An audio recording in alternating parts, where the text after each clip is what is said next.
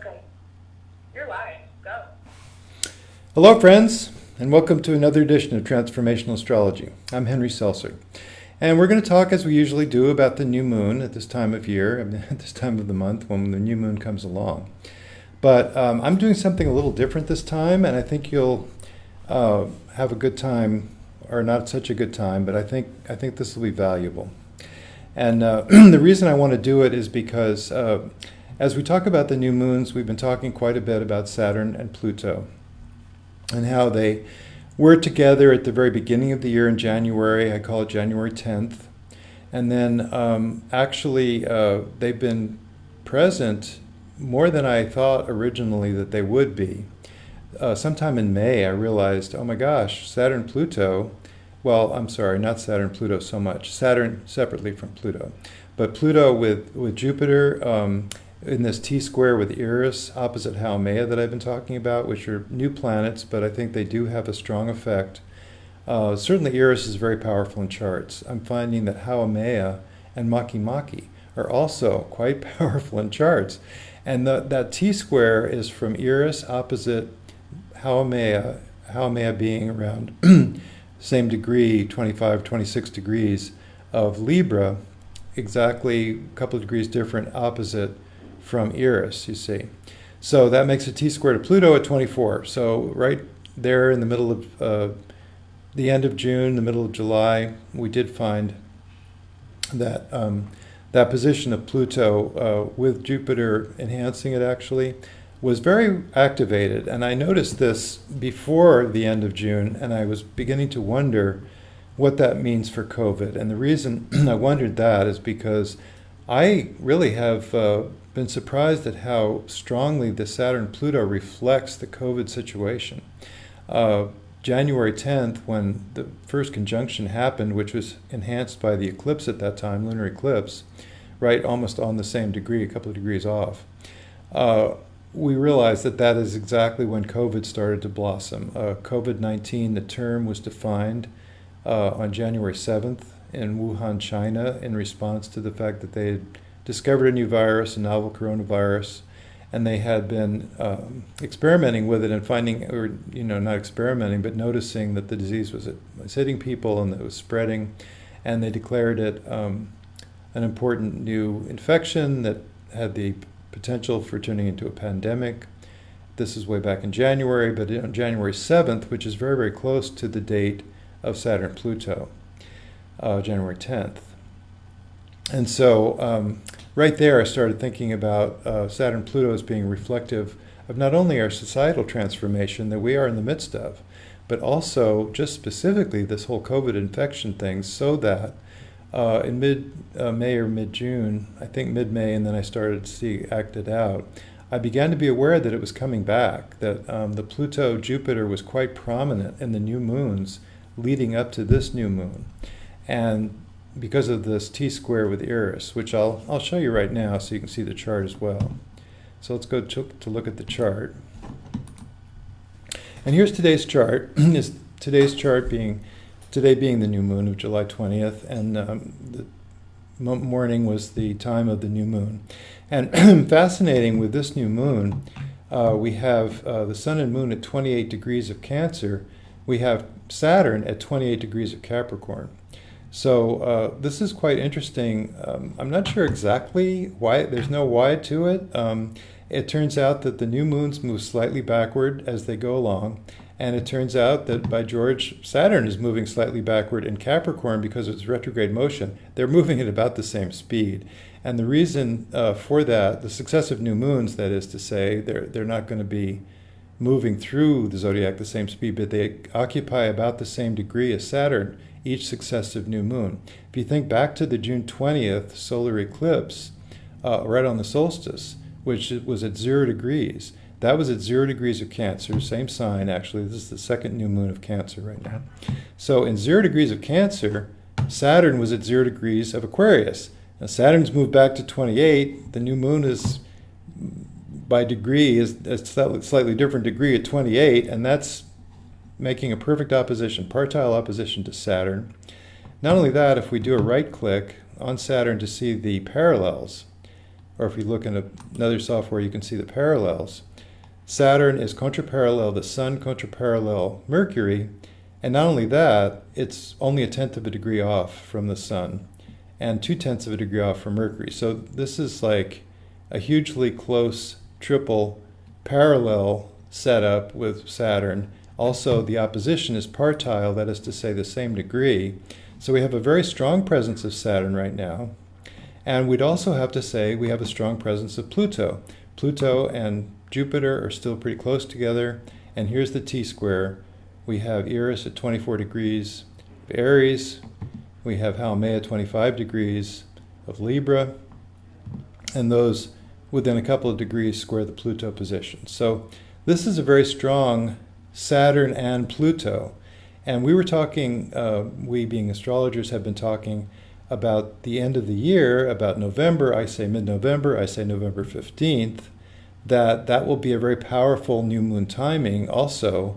And that will be a time when we have a triple conjunction between Jupiter and Saturn again, and also, Jupiter and Pluto again, very close at that point, and also Saturn just a couple of degrees off, and still Eris to be square with the Pluto. So that's something we've been talking about, as this is a big deal coming up end of November, or middle of November, heading into December also, which is powerful because on December 21st we have the Jupiter-Saturn conjunction at 0 degrees again of Aquarius, which is very important because this is the first of the Jupiter-Saturn conjunction cycle where it switches to an air sign, where it's in Aquarius, and I think that's significant. We are seeing the intimations of a new social order that are starting to emerge. One of the clues to me was this huge series of protests, which still goes on, about Black Lives Matter. I mean, we saw something that was very dramatic on camera in a very nonchalant way, not a panicky shooting by a policeman of a black man who shouldn't have been killed, but it was maybe panic because they thought he had a weapon. This was very slow, very deliberate, knee on the neck, 8 minutes, 46 seconds. It was it was like a lynching. It was a lynching on the ground instead of in a tree. And on camera, caught on camera. So it was so dramatic that it really brought the issue of criminal justice, inequality under the law, racism, black versus white, colored versus Caucasian, really brought that up to a head, and the protests have been long-lasting. I think that shows that there is a consciousness shift that is taking place around these issues. I don't know if you guys all know this, but in San Francisco's in the paper.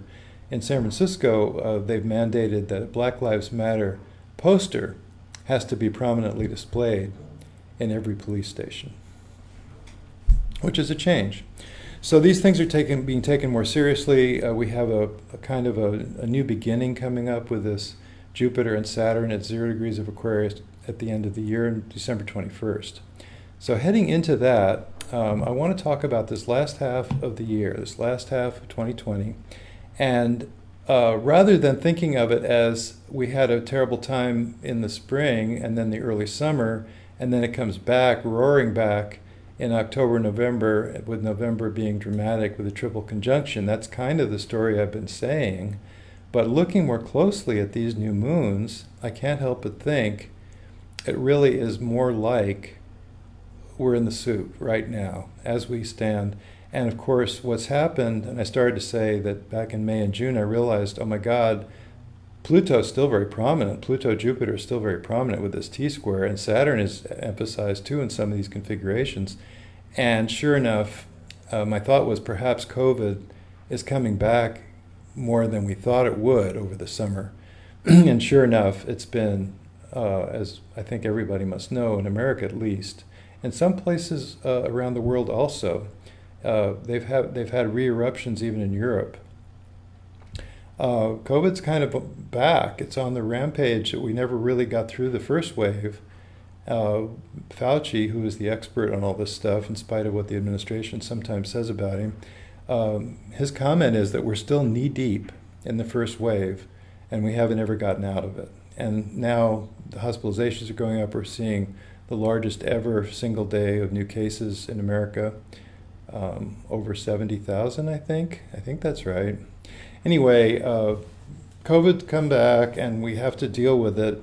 And I always say about Eris being involved in these configurations that it is really up to each individual to do the right thing. And that's exactly the way this virus has been in several different ways. One is that, it is up to the individual responsibility of every citizen, every individual, every person, to do the right social distancing measures, to be careful, be careful with masks, wear masks because that's appropriate and because it shows that the virus is around. It reminds us, for one thing, people say, well, the masks don't really do much, but it does keep your droplets to yourself, which is very important for spreading, for curtailing the spread.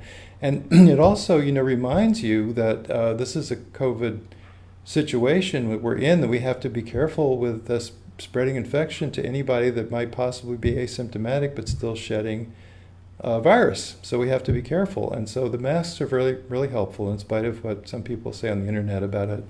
They're unproven in their effectiveness. They are being used all over the world for a reason. In Europe especially, they've done better with the infection than we have, as everybody knows. So I'd like to take a real brief run through. And then we want to leave time for questions and answers at the end. This may last for 45 minutes or an hour. I do have a lot of charts to show you.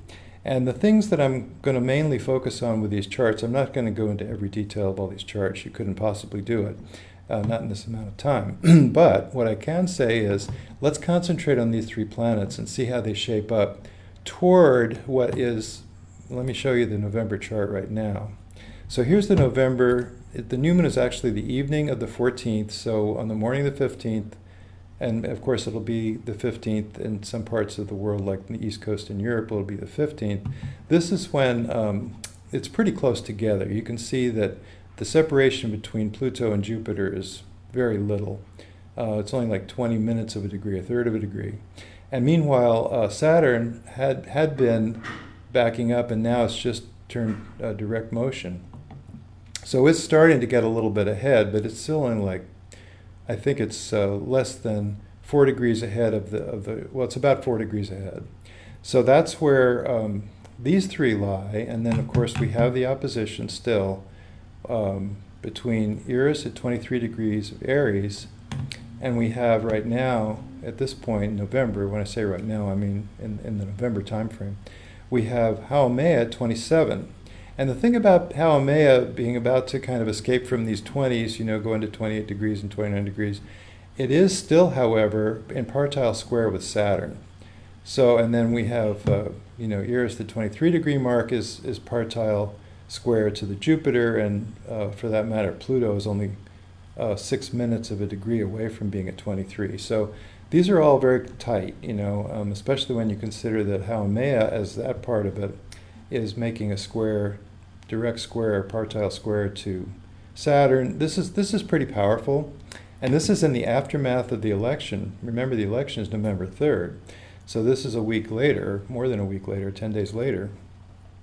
And it made me think that there was going to be a certain amount of unrest in the transition that may very well take place if the other party wins, the Democrats win. In November is the way it's shaping up now, and the way the administration handled the COVID situation has not been well received. We also have in this new moon the 22 degree mark of Libra is Venus, so which also connects up by square. So this is quite a strong T-square, and the fact that the new moon degree is 23 degrees also of Scorpio, in this case, that makes a sextile makes a partile sextile, and almost very close, half a degree off sextile to Pluto. So anyway, this is very strong, and it is well thought that this will be a big moment. This is when we're likely to see quite a bit of COVID, because I'm beginning to realize that when Saturn and Pluto are involved in these configurations of 2020, we do seem to have it matching the resurgence of COVID. So I think this is a bad time for COVID. I think it's a bad time politically. I think it's a big turning point for the culture as we see how this election pans out and how the transition goes. Let's look at the new moons along the way to that real quickly.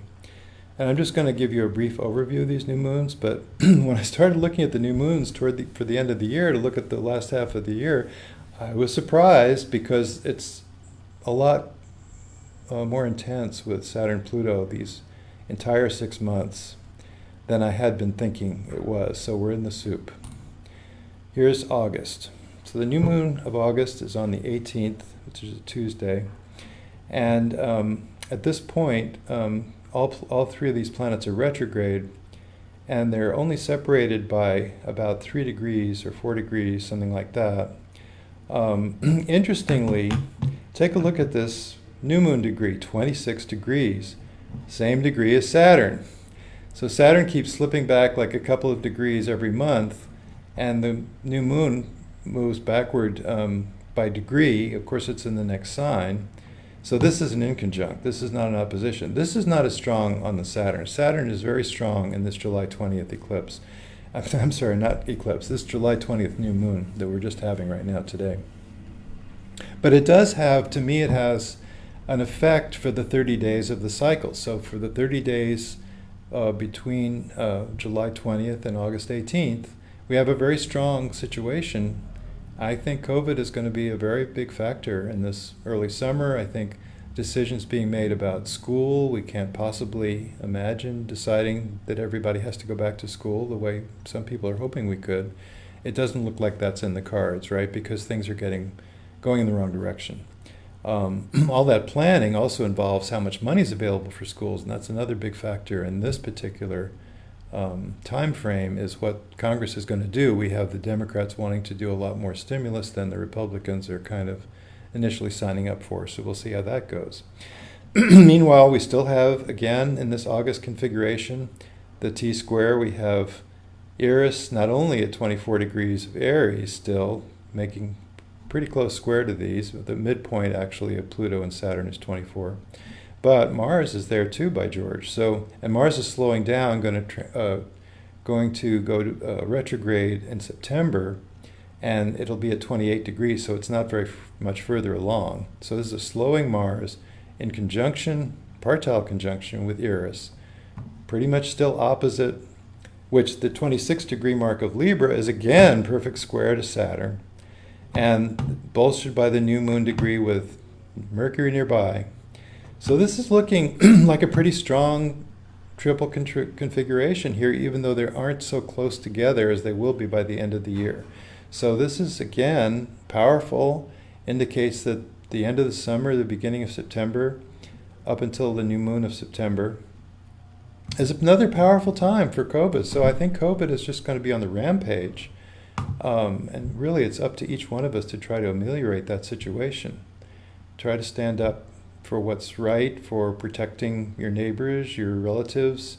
Try to avoid the infection, obviously. And I think we're just going to have to learn that in this country. Another chart, looking at September's chart.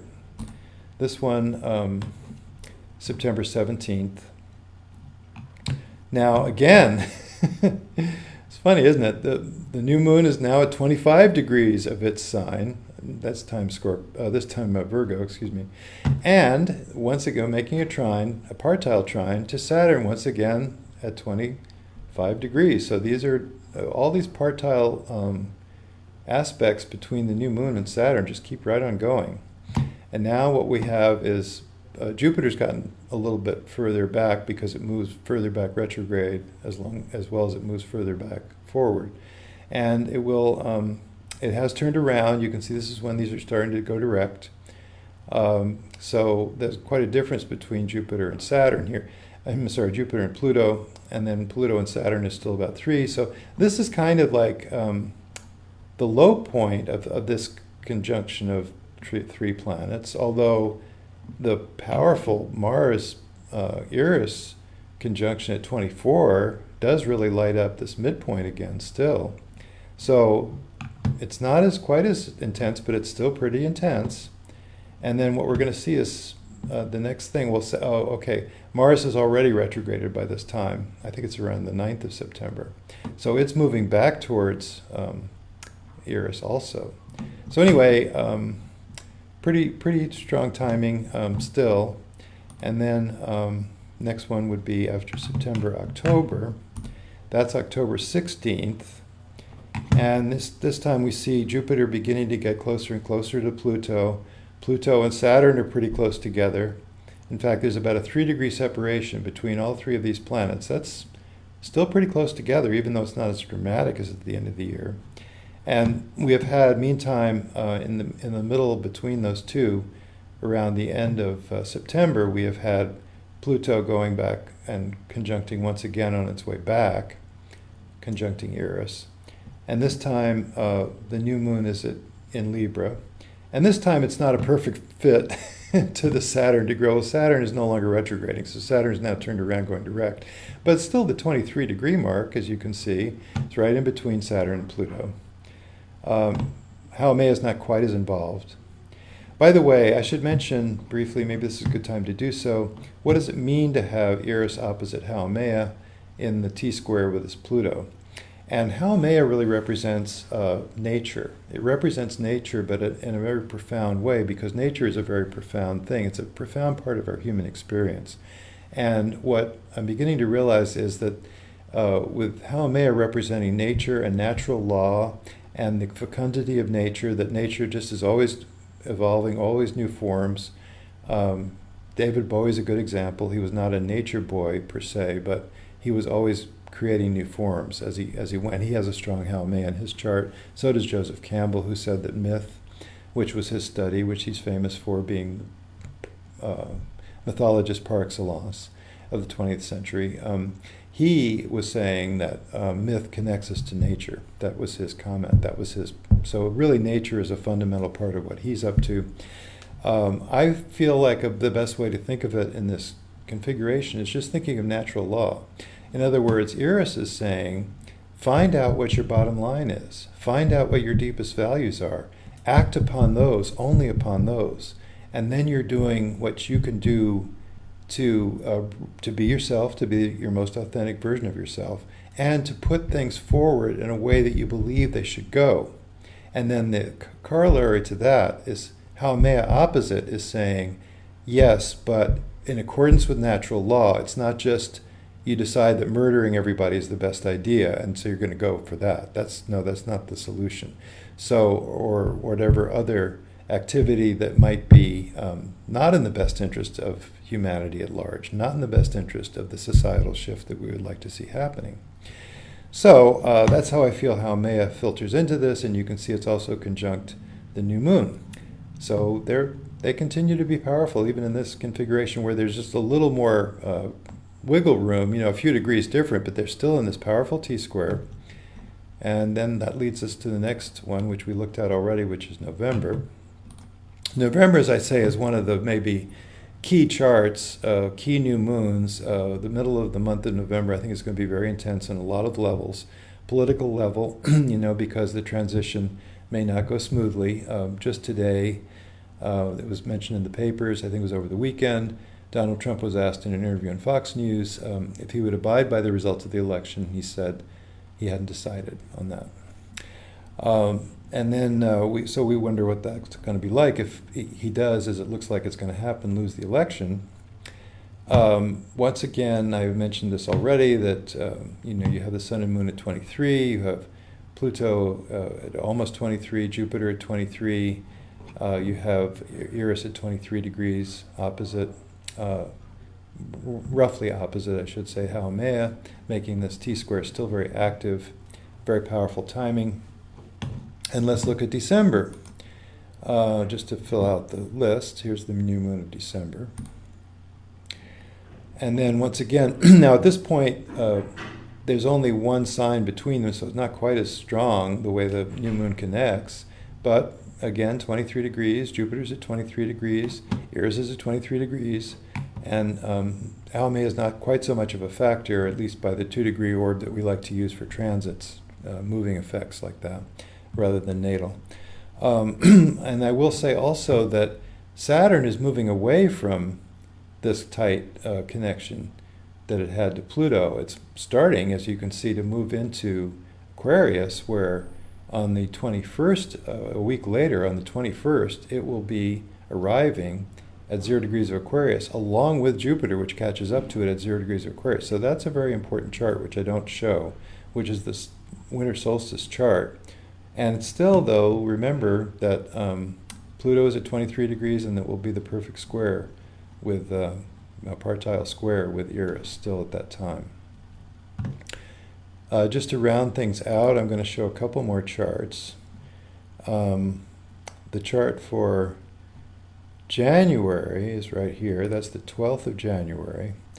And here, what we see is that the new moon itself, whoops, this is supposed to be a new moon chart, so I think the timing is off. Looks like it's 12 degrees off. I think we have the wrong AM, PM. Probably this is supposed to be PM, I think. So here we have the new moon is at 23 degrees again. Pluto by this time is just 1 degree over 24. Eris is at 23. The new moon conjuncts Pluto. So this is again another powerful chart. And what we have, of course, is this the position, the Aquarius position of Saturn and Jupiter. We now have also Mercury in that same area. So this is interesting timing for the beginning of the year.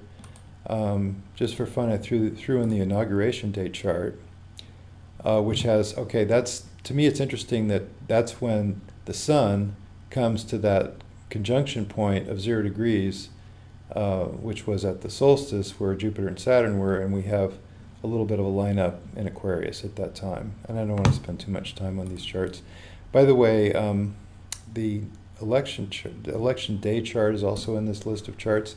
Now, remember in the election day chart, we have an interesting issue with Mercury, because if you look at one back, the October chart, this is the chart leading up to the election, and we have Mercury retrograding, about to station, and it stations at 11 degrees. So here we can see by right-clicking, I'm sorry, is that right? Yeah, at 11 degrees Scorpio is when it stations retrograde. Now, it's getting ready to do that. You can see that it's pretty close to that already here.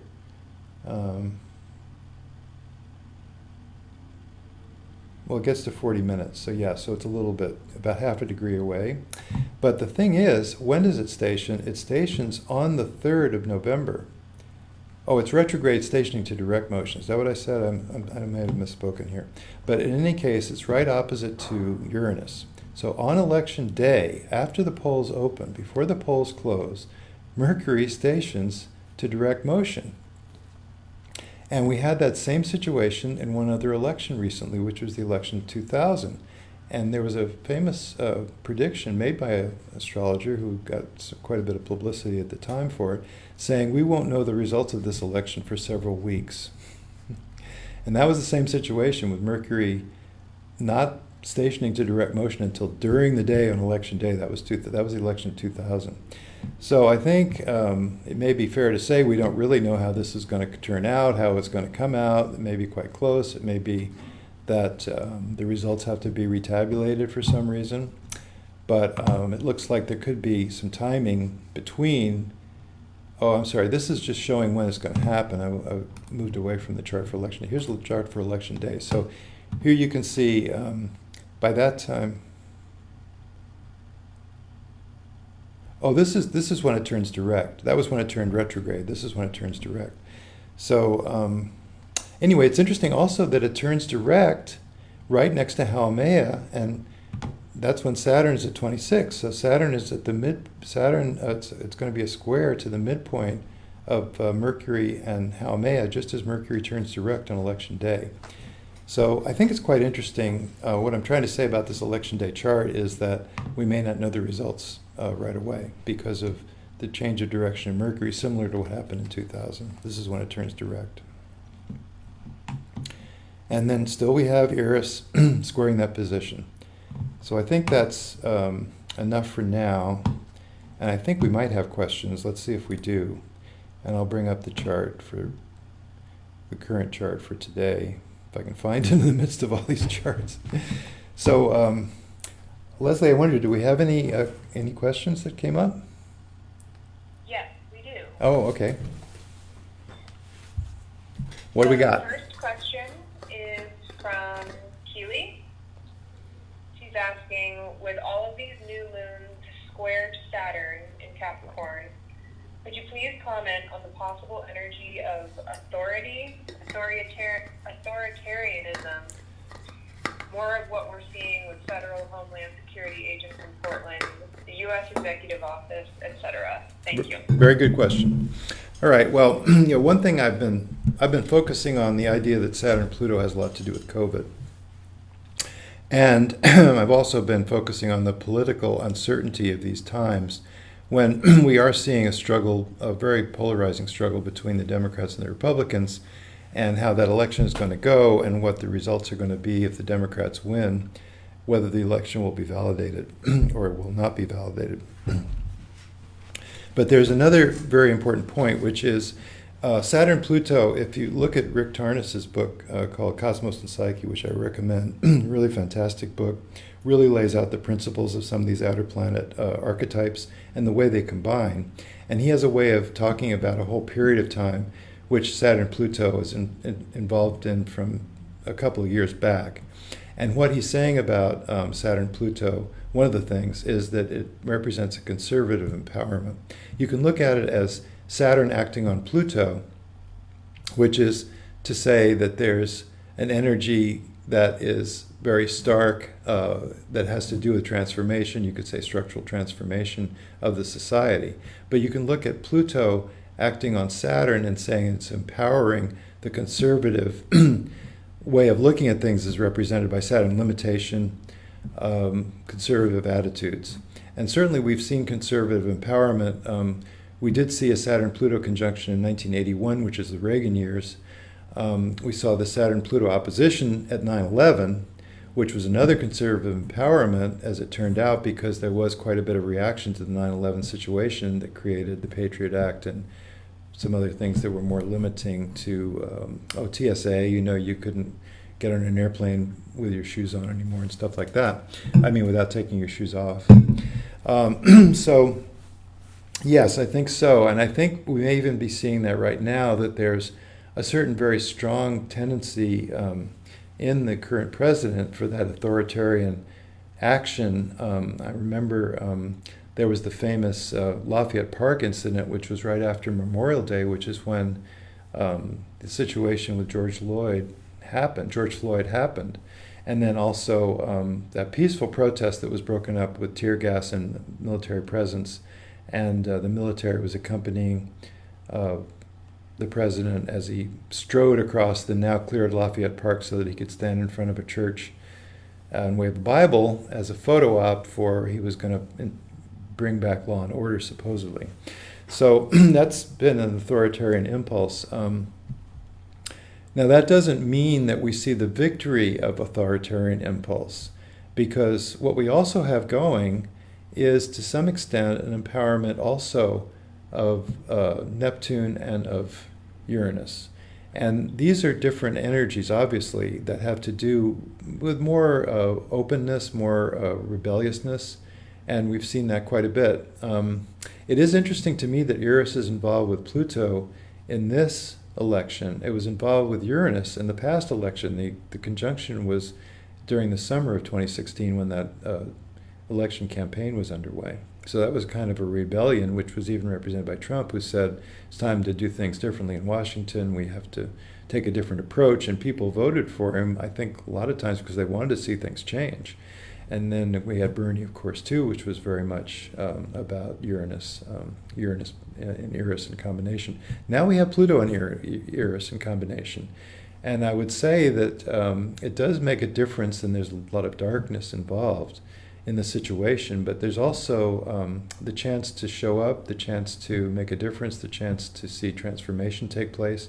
So I don't see it as authoritarian success. I see it as authoritarian impulse, and then the reaction against that.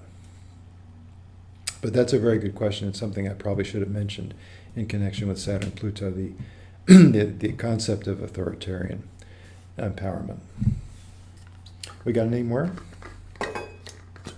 Yes, we do. The next question comes from French, asking, in terms of Palmea, would she predict volcanic eruptions or earthquakes or things of that nature? That's a possibility, actually. That's not out of the question. When Haumea was involved in the new moons, some time back, there was the eruption in Hawaii. So, and she's the mother of Pele in mythology. So, and it's interesting how we look at nature because, I take up an optimistic framework. So I look at everything that's happening on this planet, Earth, and all of the cosmic energies that surround it, and all of the amazing things that happen in it, and the way nature works with us and we work with nature, or opposed to it. I see that as all being very meant and played out, and we're learning things and we're trying to rise above. And so I think that, even when nature acts up, there's a kind of a benefit in the fact that we can understand that we have to be careful with nature. Nature is not to fool around with. So I think it's all to the good, but yes, it could involve, there could be storms with empowered Haumea over these next. There has been empowered Haumea. I don't think we've seen much in the way of earthquakes or flooding, although a little bit of flooding has been going on actually now that they think of it. But yeah, we could see that. That could be part of this fall. They say that it's a bad fire season this year in California. We say that there's more extreme weather patterns now with climate change going on. But it is a good warning sign, isn't it? It's time to really address these issues, and I think that's another big factor in this whole COVID pause that we're in the midst of, that we can take some time to think about what we're up to as a species, and is there a better way? Is there a way that we can try to get the ideals of peace, love, and harmony into action? Is there a way we can help each other instead of fight each other? And is there a way that we can try to take care of the planet in terms of climate change? What else we got? All right. We have a comment from Jody, who's here with us, that says, "Thank you for covering Eris' influence in the coming times. She is my fascination right now." Yeah, which she is kind a of fascinating. piggybacks Our next question. Oh, did you want to respond? Yes, it's a fascinating archetype. It's very powerful in charts. Feminine warrior, I call it. Which brings us to the next question, which is from Jane, and she's asking how Eris's influence shows up in birth charts. Oh, very good. Well, that's been interesting because I did develop that archetype of the feminine warrior, and it's gaining some traction now. People are beginning to come around to it to some extent. It seems to be very accurate. The most best example I can give for how accurate that readout is of the feminine warrior for soul intention, I think because it's out in the Kuiper Belt like Pluto, it does go to depth. And so the way a feminine warrior energy works to me is it goes to depth. It acts upon what is the most important thing, what is the deepest need, what is the urge that is really close to nature. You might say the way a tiger kills is not egregious, it's not to show off, the masculine warrior could be for macho reasons, it could be because it's the way the government wants things to go, paid mercenary kind of thing. It could be out of ego. It could be, I'm going to best you. I'm the biggest male around here.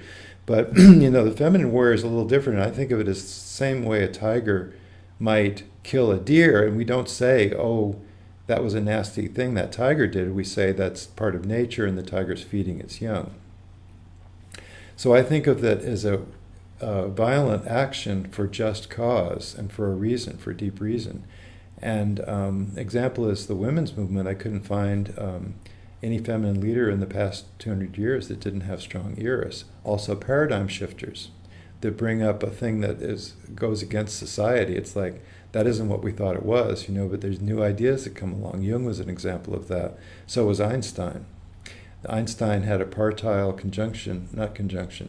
Einstein had a partile trine, I think it was, or a square, it might have been a square, between Eris and the moon. And Isaac Newton had a perfect conjunction with Eris and the moon, actually. So anyway, what is it like in charts? I think it's where a large part of your purpose is. I think soul intention translates into life purpose. If you can come to that, you can find out what you're supposed to be up to, and that's very empowering, because you can feel, and even if society seems to be this faceless system that you can't do much about, if you can take a stand for what you deeply believe, I believe that gives you some freedom. You know, you feel like you've accomplished what you need to accomplish. All you can do is what you can do, and if you're at least articulating your deepest values, I think that is the key to it. Now, it turns out Eris is very important in charts. I could show you tons of examples, but let me just show you talk about the example of Greta Thunberg. When I saw what she was up to, where she was addressing the UN, telling the leaders of the world that they were screwing up, she's a feminine warrior, and she's acting for deep cause, deep purpose. She says the world we're leaving our children and our children's children is not okay. It's that they're going to have to bear the burden of this. And she's very passionate about it. And right away I thought of Eris. And I wonder, I might be able to find her chart pretty quick here.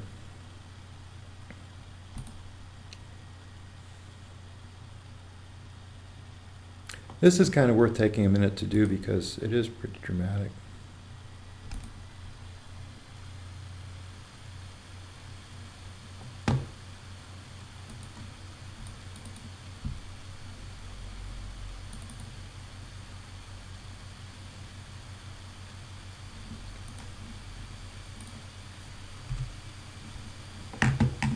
So here we go. Here's Greta. So, sight unseen, I said, oh, strong Eris, right?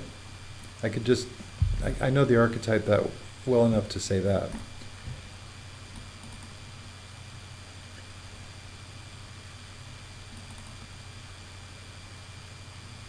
Here's the chart. And here's Eris, 19 degrees of Aries. Square the sun and moon in Capricorn. We don't know where the moon is exactly. She could be born early morning. I think probably so when we get her time. Eris is in a grand trine with Pluto and Jupiter. So that's a pretty strong presence of Eris. There's also a yod to Eris from Maki and Mars Venus, I suppose, too. Mostly Mars. And the thing about this yod that's so beautiful to me is that also Maki is at 19 degrees of its sign of Virgo. So that is a partile inconjunct between Maki, which is also nature, it's earth issues, and tends to be the more activist of the pair of these. And here's Haumea at the top of the chart. So it's very fascinating how strong that is in her chart. And what I was also going to say about, I'll put this away. The thing about Eris also in natal charts is Eris really brings forward a planet that it touches. If I see Eris with Mercury, it's a writer. If I see Eris with the moon, it has to do with thinking from a different perspective than the logical, rational approach. It also could be a fierce mother. Or you could have had a fierce mother, is what I'm trying to say. The other thing, or you could be a fierce mother for that matter, yes. The other thing about Eris with the sun, it's usually some kind of rebel, somebody that's trying to make a difference. You know, these people that kind of are maverick type people, go against the grain. Eris with Mars, it can be kind of macho, very male. Eris with Venus is the appreciator of that maverick energy. I find that pretty much invariably. What else?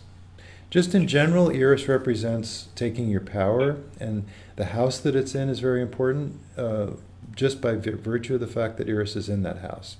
So what I found over and over again is that if I talk about the symbolism of the house in the deepest way, and talk about the position of Eris in that house as representing a strength for that house, you can see some of the interpretations that I did come up in the Time Passages software. It's also in the book I wrote, which is called The 10th Planet, about Eris. I'll just say briefly, you are a strong stand for yourself or what you believe. You must believe utterly in what you are doing in order to be effective, and when you do, look out. Whatever you truly set your mind upon, it will happen. You can sometimes be a difficult person to handle, especially when you feel shortchanged or otherwise thwarted in what you are trying to accomplish. Now, this is all about the first house, which is, of course, an emphasis of Eris. The reason I thought of bringing this up is because this is kind of pure Eris. You can be deceptively mild with run-of-the-mill situations that do not stir you deeply. You could represent a more ordinary mix of decisiveness combined with indecision, but when something comes up that really touches your soul, then you're a dynamo of activity. Your fundamental needs and desires are very important, and you must recognize that it could be a lifetime task to fully identify what it is that you feel you absolutely stand for, that you cannot choose not to be. The conditions, that conditions what you feel the need to accomplish. Strong personality. Don't go for the ego idealization of the little self. Come to better understand yourself at deeper levels and the sole purpose that truly motivates you. And when you do that, you can feel into a greater role of purposeful connection with others around you and move beyond your initial starting point and find out what the goals of your life are. So it's pretty important in charts for sure. I guess that covers it pretty well. Do we have some more questions before we close up? Yes, we do. Okay. While we're on the topic of Eris, Jody is asking if you have any information on Eris retrograde. I don't think it matters much. I believe for outer planets like Pluto and Eris, and anything that past Jupiter, actually, that they're retrograde about half the time. I think it tends to be more inner. The field of activity for retrograde outer planets can be a little bit more internal, self-development. But I think it's all about the archetype, the energy of the planet. So I haven't done much with retrograde specifically, no. What's another one? Thank you. One more question? Sure. All right, Luis is asking about what might be ahead for millennials, and specifically, this generation has a configuration with Uranus, Saturn, and Neptune in Capricorn. Does this big configuration happening now have a message for that generation?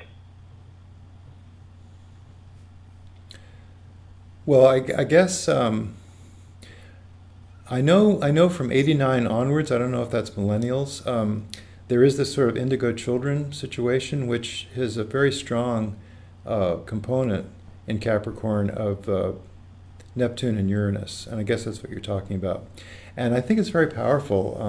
I think that my experience with that younger generation is they're much more open, they're much more fair-minded, they're almost kind of got a spiritual component to them in a way that this other generation from the baby boomer generation did not. The baby boomers, I think, were kind of leaving most of the formulas behind. Some of the spiritual formulas, the religion, the structures of the more fundamentalist older religions were kind of being left behind, I think, by the people that came to mature in the 60s.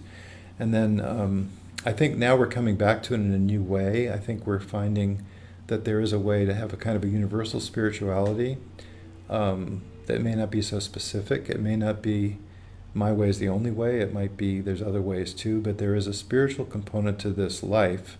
And astrology reflects this. How could astrology work if there wasn't a spiritual component to this life? I think all facts are all meetings are meaningful, all things that happen to you are meaningful. Look at your life like a movie is the way I feel, like a movie or a book. All that symbolism means just as much in an actual life, I believe. So I guess that's what I would say about that. Hope that answered the question. Do we have any others, or are we going to wind up here? Let's wind up. Okay. One thing I didn't mention with some of these other planets like Uranus and Neptune, I do think there's got to be a lot of Neptune going on right now because actually we can see it. There's all this talk about fake news. I heard that Trump even referred to fake polls. He doesn't believe the polling that shows him behind. it's a question of what you believe. There's so much of that going on. Do we wear masks, or is that just a government plot? Right? I mean, all these different takes on things, and having to use discernment to sort it out is a big part of what we're up to, I believe, in this time. So there's a lot of Neptune. We did cover a little bit about the fact that Mars, which is currently conjunct Chiron, is going to move ahead to the 28 degree mark and then retrograde there in September, and then it's going to hit Eris twice, once on the way forward and then once on the way back. And those are kind of intense times, especially even the retrograde moment is kind of an intense time because it's still squaring these configurations up here. So I think these next few months are going to be even more intense than I was realizing. I think we're seeing only the beginning of what the 2020s are about and the pandemic is about, and we're going to have to really up our game to get through the rest of this year. So that's what my belief is, and I think I've tried to convey that pretty well, and hope it was interesting and informative for everybody, and talk to you again soon. Keep the faith. Remember to look on the bright side. Remember that no matter what happens, it's an opportunity. It's an opportunity for character. It's an opportunity for just keeping your vision intact for what you want for everybody. Keep everybody in mind. Do the best you can. That's all we can do. Okay, take care now.